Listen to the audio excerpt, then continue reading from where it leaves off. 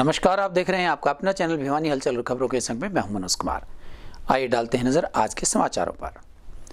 प्रदेश के कृषि एवं पशुपालन मंत्री श्री जेपी दलाल ने भिवानी स्थित अपने निवास स्थान पर जनता दरबार लगाया, जहां अपनी अपनी शिकायतों की प्रतियां लोगों ने उन्हें सौंपी।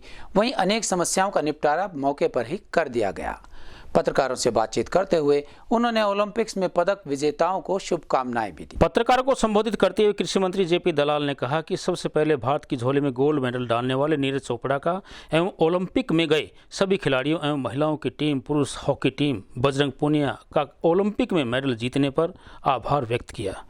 वहीं उन्होंने शुभकामनाएं देते हुए कहा कि खेलों की दुनिया में नया आयाम बनाया है तथा आने वाला भारत के भविष्य में खेलों में स्वर्ण का इतिहास लिखा जाएगा। भारत सरकार की खेल नीतियों के बदौलत ही यह सब संभव हो पाया है। भारत देश के अन्य राज्य भी हरियाणा की खेल नीति से खासे प्रभावित हैं और अपने राज्य में भी वह हरियाणा की खेल नीति को लागू करने पर विचार कर रहे हैं। ओलंपिक में जो एक इतिहास रचा है हरियाणा के बेटे नीरज चोपड़ा ने, बजरंग पूनिया ने, उससे पहले हमारी रवि दहिया ने और हमारी हॉकी की टीम ने, महिला हॉकी की टीम ने एक उम्मीद जगी है कि मेडल का जो सूखा रहता था हमारे देश में वो ख़त्म होगा। खेलों के प्रति युवाओं का आकर्षण बढ़ेगा और आने वाले वक्त में हमारे नौजवान बच्चे मेडलों की भरमार लगाएंगे। सारा देश इन युवा खिलाड़ियों के परिवार वालों का, माता पिता का धन्यवाद करता है और जो इन्होंने पसीना बहाया है, जो झील दिखाई है मेहनत करके, सारा देश इनको धन्यवाद अदा करता है। और ऐसे खिलाड़ियों का जो तिरंगे की शान में अपना जीवन लगाते हैं, सारे देशवासियों को सम्मान करना चाहिए। और हरियाणा सरकार की जो खेल नीति है वो सर्वश्रेष्ठ है। देश में सबसे ज़्यादा ओलंपिक में जो गोल्ड मेडल आता है उसको 6 करोड़ रुपए, सिल्वर वाले को उससे कम, ब्रॉन्ज वाले को, और इवन जो पार्टिसिपेंट हैं हमने 5-5 लाख रुपए तो जो बच्चे थे उनको पहले ही दे दिए थे कि ताकि उनको किसी तरह की कोई समस्या ना आए। हरियाणा सरकार ने जो खेल के बारे में नीति बनाई है, मुझे उम्मीद है कि धीरे धीरे करके सारी प्रदेश सरकारें इसको अपनाएंगी और आने वाले वक्त में जो है खेलों की दुनिया में भारत का नाम जो है बहुत ऊपरी उसमें श्रेणी में आएगा। सर, ओलंपिक के राजनीति तो पुरानी सरकारों में की है, ये कहाँ तक उचित था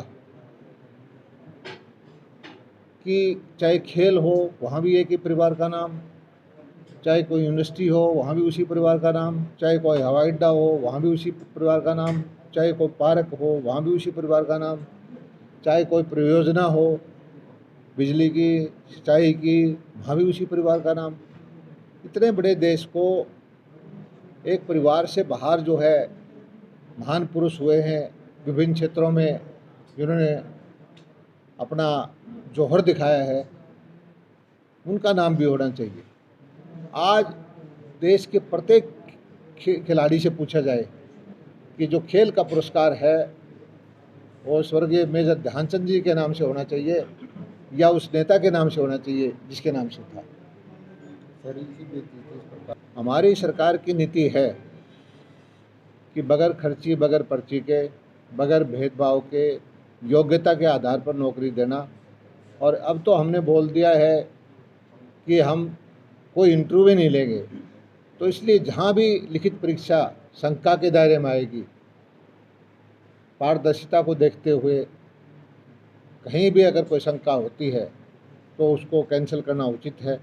और जिस किसी ने भी बेईमानी की है कानून अपना काम करेगा।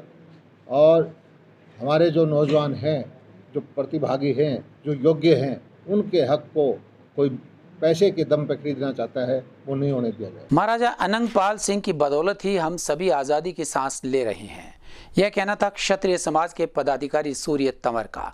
स्थानीय रोहतक गेट स्थित राजपूत धर्मशाला में महाराजा अनंगपाल सिंह की जयंती के अवसर पर अनेक लोगों ने एकत्रित होकर उनके चित्र पर पुष्प अर्पित किए और उनके जीवन पर प्रकाश भी डाला। रविवार को स्थानीय राजपूत धर्मशाला में दिल्लीपति एवं क्षत्रिय सम्राट महाराजा अनंगपाल सिंह तोमर का द्वितीय का जन्मदिन क्षत्रिय समाज के प्रबुद्ध नागरिकों द्वारा धूमधाम से मनाया गया। इस अवसर पर क्षत्रिय समाज प्रतिनिधि वीर महाराणा प्रताप सेना द्वारा महाराजा अनंगपाल सिंह की जयंती धूमधाम से मनाई गई। इस अवसर पर समाज पदाधिकारी सूर्य तंवर ने बताया कि महाराजा अनंगपाल सिंह तोमर के बदौलत ही हम आज़ादी की सांस ले रहे हैं। उन्होंने 36 बिरादरी के कल्याण व सुरक्षा के लिए कार्य किए, हमें उनके बताए मार्ग पर चलना चाहिए। आज 8 अगस्त रविवार को राजपूत धर्मशाला में वीर महाराणा प्रताप और राजपूत सेना द्वारा दिल्लीपति महाराजा अनंगपाल सिंह तोमर जी की जयंती बनाई जा रही है। उनको पुष्प अर्पित किए गए हैं, यहाँ पे उनको याद किया गया है। उन जैसे वीर महान योद्धाओं की वजह से हमारा देश बचा हुआ था। आज बड़े हर्षोल्लास के साथ भिवानी के अंदर महाराजा अनंगपाल द्वितीय की जन्म उत्सव जो बनाया जा रहा है, इसकी बड़ी खुशी है। और महाराजा अनंगपाल सभी समाजों के सम्राट थे, वो दिल्लीपति थे, दिल्ली संस्थापक थे।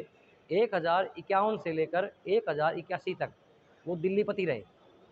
उनके आज जन्मोत्सव पर भारी उत्साह है भिवानी के अंदर। आज 8 अगस्त को हमारे क्षत्रिय सम्राट राजपूत अनंगपाल तंवर दिल्ली संस्थापक की जयंती है, जो भिवानी में बड़े उत्सव के साथ मनाई जा रही है। और इन्होंने ही दिल्ली की स्थापना की थी और दिल्ली में लाल किला भी इन्हीं के नाम से है, जो पहले लाल कोट के नाम से है और बाद में इसका नाम लाल किला।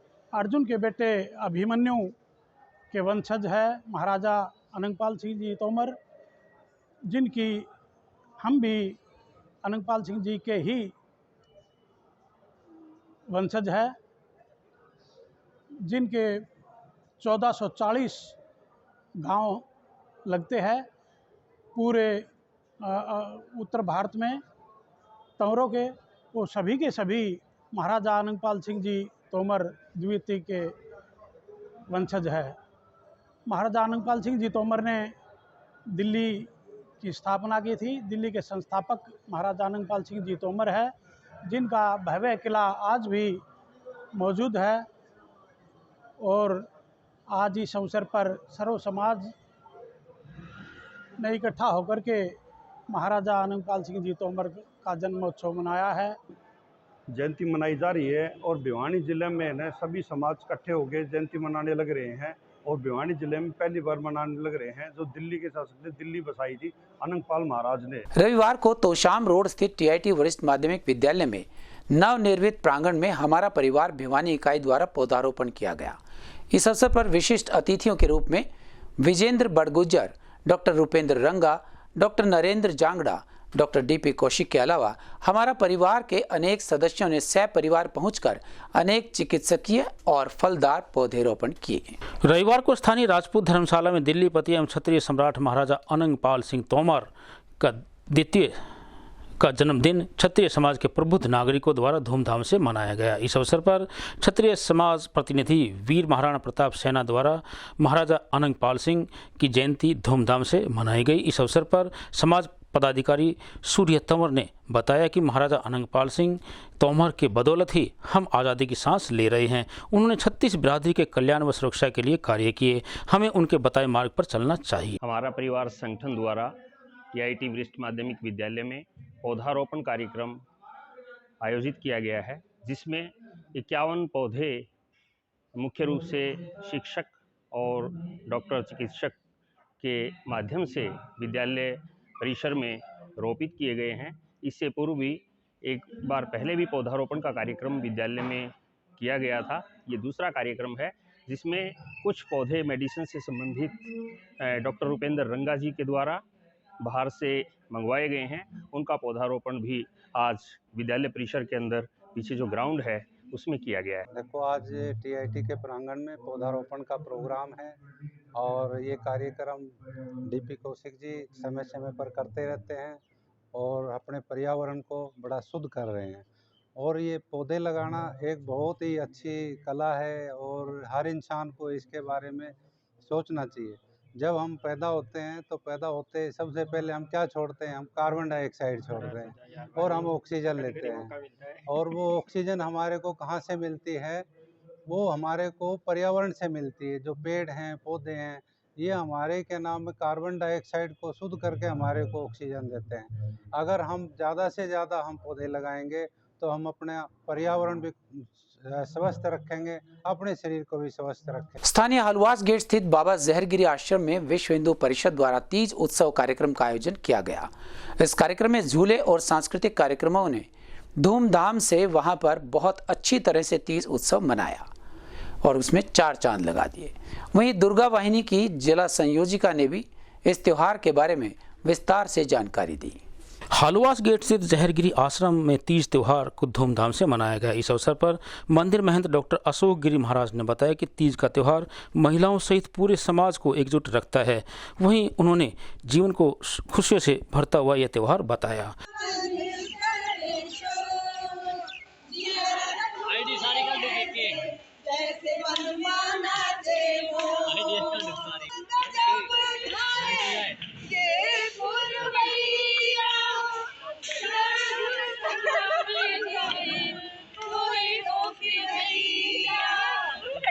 हाँ जी, बड़े हर्ष का विषय है। लॉकडाउन के बाद आज पहला हमारा तीज का कार्यक्रम हमने रखा हुआ है। एक सांस्कृतिक प्रोग्राम है। सभी महिलाएं आप देख रही है कितने उत्साह से इस प्रोग्राम में बढ़ चढ़कर हिस्सा ले रही हैं। आज का हमारा ग्रीन ड्रेस कोड है और यही नहीं कि हम ये प्रोग्राम कर रहे हैं। आज हमने एक छोटी सी लघु नाटिका रखी है जिससे आज हम ये दिखाना चाहते हैं समाज में फैली हुई कुरीतियाँ, जो कि ये सिंधारा मिठाई ज़रूर देनी होती है चाहे भाई के पास है या नहीं है। इन कुरीतियों को दूर करने के लिए एक बहुत अच्छी लघु नाटिका है और हमारे एक भजन गीत हमने सिर्फ ऐसे रखे हैं सावन के माध्यम से जिससे कि कुछ शिक्षा मिले लोगों को। आज सारी बहनें बड़े उत्साह से बढ़ चढ़कर भाग ले रही हैं और हम आगे भी ऐसे कार्यक्रम करते रहेंगे। मैं डॉक्टर कमला भारद्वाज। आज जो तीज का उत्सव है उससे पूर्व ये आज हमारा भारत विकास परिषद यह सम्मेलन बना रहा है और जिसमें कि अति आप देख रहे हैं बहुत सी महिलाएं और पुरुष भाई सब इसमें सम्मिलित हैं। और इसका मुख्य उद्देश्य यह है कि हम आपस में मिलें, क्योंकि इतने साल हो गए हैं कोरोना की वजह से सब वर्चुअल मीटिंग ही कर रहे थे। तो आज ये पहली हमारी परिवार मिलन है और इसमें सब अति उल्लास और हरियाली अमावस्या के दिन और तीज के पूर्वकालीन सत्र से तीज महोत्सव का आयोजन किया गया है जाएगी आश्रम में। तिष्ठते सर्वम इति तृतीया। तीज का बड़ा महत्व है और अंक के आधार पर किया जाए तो वात पित्त कफ और संयम के हिसाब से बात किया जाए तो त्रशक्ति त्रिगुणात्मिका। और आज के दिन हरियाली अमावस्या के पश्चात तृतीय दिवस है तीज का, वो शिव और शक्ति का मिलन का दिवस है। यानी कि एक अवसान में एक ग्रीष्म से प्रचंड ग्रीष्म काल के पश्चात जो एक शांत का वातावरण प्राप्त होता है श्रावण, जिसमें शांति है, संयम है, हरियाली है और नव अंकुरित जीवन है श्रावण। उस श्रावण की तृतीय तीज के उपलक्ष्य में भारत विकास परिषद के द्वारा भारतीय संस्कृति, संरक्षण, संस्कार, संयमता, संयोजित और स्त्री का जो अस्तित्व है उसको जानने का त्यौहार है तीज। उसी संस्कृति की श्रृंखला में भारत विकास परिषद द्वारा तीज महोत्सव मनाया गया और यहाँ महिलाएं, बच्चे, भगिनी सब व्याप्त हैं। और यहाँ के जो कार्यकारी सदस्य, अधिकारीगण या कहें कि गतिमति गुण धर्म विवेक द्वारा सब अलग अलग हैं, लेकिन इस महोत्सव में सबकी एकता, एक निष्ठा के कारण आज यह सब संभव हो पा रहा है। वहीं इस अवसर पर दुर्गा वाहिनी की जिला संयोजिका चारू अग्रवाल ने कहा कि आज हम सब ने अपने हिंदू त्योहार का आनंद लिया। तीज पर सभी बहनों का सामाजिक समरसता का जीवंत उदाहरण है। इस अवसर पर चारू अग्रवाल ने कहा कि आज हम महिलाओं ने मिलकर सबसे पहले भगवान गणेश जी की वंदना की, उसके बाद सत्संग किया, मेहंदी लगाई, झूला झुलाया गया और माताओं और बहनों ने काफ़ी इस पर आनंद लिया। इसी प्रकार से इस अवसर पर प्रवीण विभाग सत्संग संयोजिका मीनाक्षी शर्मा, विभाग सूचना प्रमुख किरण इत्यादि उपस्थित रहे। मैं अनीता गुप्ता, जिला संयोजिका भिवानी। अपने भारत में तीज का त्यौहार महिलाएं बड़े हर्षोल्लास से मनाती हैं। इस दिन शिव पार्वती की पूजा होती है। पति की लंबी आयु के लिए और निरोगी काया के लिए इस व्रत को रखा जाता है। आज हम मातृशक्ति और दुर्गा वाहिनी सब इकट्ठी हुई हैं तीज मिलन समारोह के लिए। इसमें हमने इस कार्यक्रम की शुरुआत हमने गणेश वंदना से लेके और सत्संग मतलब किया हमने और झूला झूले और मेहंदी लगाई। जय श्री राम। मैं दुर्गा वाहिनी की जिला संयोजिका चारू अग्रवाल। आज भारत में तीज का त्यौहार बहुत ही खुशियों से बनाया जाता है, लेकिन आजकल के बच्चे उसके लिए पीछे हटते जा रहे हैं, अपने ट्रेडिशनल को भूलते जा रहे हैं। इसके लिए हमने दुर्गा वाहिनी की तरफ से ये चीज़ बनाना शुरू किया है, लड़कियों को जोड़ना शुरू किया है, ट्रेडिशनल के बारे में बताना शुरू किया है। अब तीज के त्यौहार पे हम लोगों ने काफ़ी चीज़ें की है, झूला किया है, मेहंदी का आयोजन किया है, जिससे कि बच्चे इस अपनी ट्रेडिशन चीज़ को भूले ना, अपने उस चीज़ में ट्रेडिशन में चलते रहें, हिंदुत्व को भूले ना, उस चीज़ को अपनाते रहें। स्थानीय नेहरू पार्क के सामने स्थित सैनी धर्मशाला में रविवार को आम लोगों के लिए वैक्सीनेशन कैंप का आयोजन किया गया। इस कैंप में आसपास और दूर दराज के क्षेत्रों से भी करीबन 450 लोगों ने पहुंचकर वैक्सीन लगवाई। यहाँ पहली और दूसरी दोनों ही डोजेस लगाई गई। इस वैक्सीनेशन कैंप में आम नागरिकों ने बढ़ चढ़कर भाग लिया। यहाँ पर वैक्सीनेशन कैंप के साथ साथ महाराजा अनंगपाल सिंह की जयंती के उपलक्ष्य में उनके चित्र पर पुष्प अर्पित भी किए गए। कैंप में 400 लोगों को वैक्सीन लगाने का लक्ष्य रखा गया। इस मौके पर महाराजा चरणदास महाराज जी का सानिध्य रहा।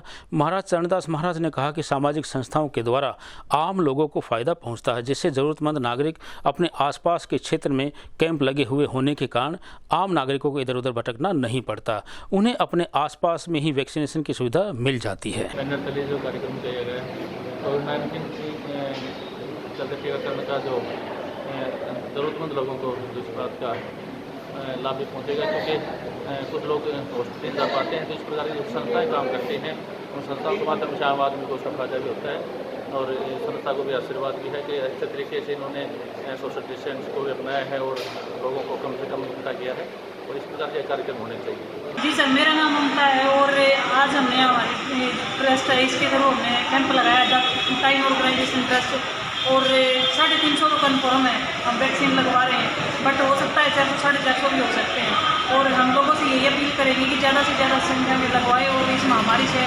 बचने का उपाय करें। और जो तीसरा जो दौर अभी आने वाला है, ज़्यादा से ज़्यादा वैक्सीन लगवा के हम उसको भी रोक सकते हैं।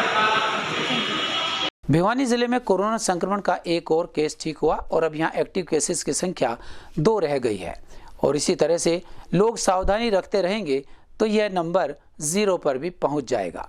लेकिन इसके लिए हम सभी को कोविड-19 के नियमों का पालन सख्ती से करना होगा। भिवानी में स्वास्थ्य विभाग से मिले आंकड़ों के अनुसार भिवानी में कोरोना महामारी के एक्टिव केसेस की संख्या केवल 2 रह गई है। इस बारे में उन्होंने बताया कि एक्टिव केसेस में केवल 1 केस भिवानी शहर से और 1 केस ग्रामीण क्षेत्र से बचा हुआ है। वहीं उन्होंने बताया कि अब तक जिले में 22,390 संक्रमित लोगों में से 21,737 मरीज ठीक हो चुके हैं। वहीं शहर में वैक्सीनेशन व सैंपल लेने का कार्य भी तेज गति से चल रहा है। हमारे संग में बस इतना। अगले के लिए देखते रहेगा आपका अपना चैनल भिवानी हलचल।